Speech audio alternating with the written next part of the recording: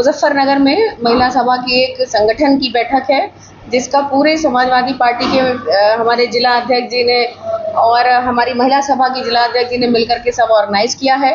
हम सब जो मीरापुर का उपचुनाव होने वाला है, उसमें जीत को बहुत मजबूती से अपनी जीत हासिल करने में किस तरह से संगठन को और धारदार बनाने की ज़रूरत है, उसके ऊपर हम लोग यहाँ डिस्कशन कर रहे हैं। और महिला संगठन जो पूरे ज़िले का संगठन अपने आप में बन करके तैयार है, लोकसभा में सबने बड़ी मजबूती से काम किया है।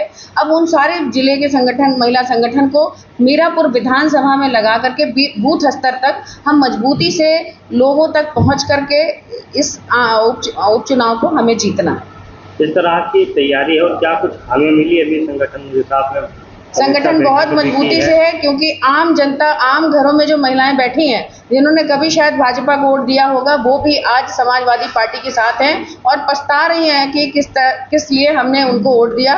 महिला सुरक्षा का वादा करके बेटी बचाओ बेटी पढ़ाओ की बात की, नारी वंदन अभिनंदन जैसे तमाम जुमले भाजपा के रहे और सब एकदम जुमला ही रह गया। कुछ भी महिलाओं के लिए 1% भी उनकी लाइफ को बेटर बनाने के लिए इस सरकार में कुछ भी नहीं हुआ। जो आज अपराध में उत्तर प्रदेश सबसे नंबर 1 पर है, महिला सुरक्षा एकदम कहीं से भी दिखाई नहीं दे रहा है। महंगाई से पूरी महिलाओं की रसोई का बजट बिगड़ा हुआ है, महिलाएं बहुत परेशान हैं और पेट काट के अपने बच्चों को पढ़ाने लिखा करके बीटेक एमटेक चाहे कोई डिग्रियां दिला दे, एमबीए करा दे, लेकिन इस सरकार में नौकरियां नहीं मिल रही हैं। इससे भी माँ बाप बहुत परेशान है। आम घरों से जो महिलाएं हैं वो भी इस सरकार को कैसे खत्म हो इसके लिए दुआएं करती हैं और समाजवादी पार्टी का साथ देती हैं। सिलेंडर का दाम बढ़ा करके आटा चावल दाल और समय समय पर टमाटर लहसुन प्याज जैसी चीज़ों का जब दाम बढ़ाते हैं तो रसोई घर की थाली में खाना पूरी तरह से नहीं नसीब होता है लोगों को। तो जिस तरह से महंगाई बढ़ती जा रही है, आमदनी कम होती जा रही है, तो दिन प्रतिदिन गरीबों की संख्या बढ़ती जा रही है। हमारे देश में गरीब और बढ़ते जा रहे हैं। उद्योगपतियों के स्तर पर आप देखेंगे तो अरबपति की लिस्ट में हमारा देश नंबर 8-10 के बीच में मिल जाएगा, लेकिन जब गरीबी के देखेंगे तो गरीब रोज बढ़ते जा रहे हैं, गरीबों की संख्या रोज बढ़ रही है। तो ये जो पर कैपिटा इनकम घट रही है, इससे पूरा देश इस प्रभावित हो रहा है और देश में महंगाई बढ़ती चली जा रही है। अभी बांग्लादेश की घटना को लेकर विपक्ष चुप्पी साधे बैठा है, महिलाओं पर अत्याचार हो रहे, वहां पर कोई भी बोलने को तैयार नहीं है। बांग्लादेश तो दूर है, जब मणिपुर हमारे देश में है और जब वहाँ की महिलाओं के साथ अत्याचार हुआ तो इसी सरकार के नेता, वहाँ के मुख्यमंत्री कहते हैं कि ऐसी ऐसी सैकड़ों घटनाएं होती हैं।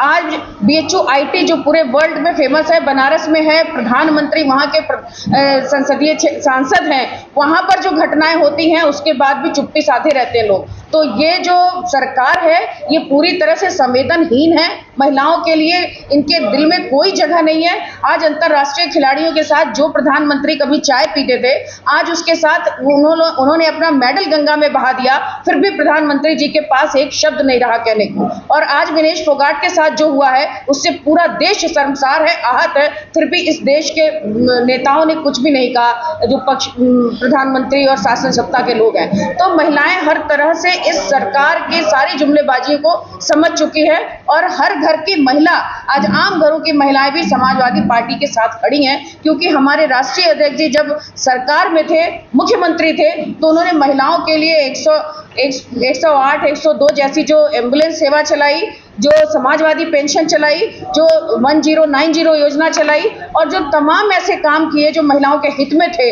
आज वो महिलाएं उन बातों को याद कर रही हैं। चाहे आज आप लखनऊ के धरना स्थल पर आप जाकर के देख लीजिए, लगातार जब से ये सरकार बनी है 2014 के बाद से महिलाओं का धरना प्रदर्शन, चाहे वो 10-90 वाली महिलाएं हो, चाहे वो शिक्षक महिलाएं हो, चाहे वो आंगनबाड़ी महिलाएं हो, चाहे वो आशा बहुएं महिलाएं हो, लगातार धरना दे रही हैं और इस सरकार के कान पर जूं नहीं रेंग रही है। इसलिए इस सरकार से सब महिलाएं ऊब चुकी हैं, थक चुकी हैं, तंग आ चुकी हैं और वो समाजवादी पार्टी के साथ खड़ी हैं। बांग्लादेश की घटना को लेकर क्या कहना है?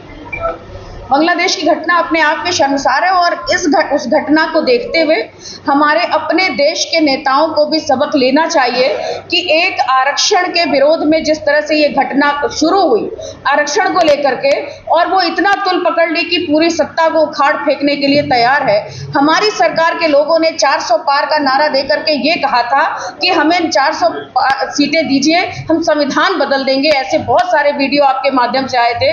इस सरकार को भी समझना चाहिए कि जब आम जनता के हित को इस तरह से अनदेखा किया जाएगा तो कैसे परिणाम सामने आते हैं। तो महिलाओं के सम्मान की आप बात कर रहे हैं, लेकिन अयोध्या में गैंग रेप पीड़िता जो है उसी में आपके पार्टी के नेता पकड़े गए।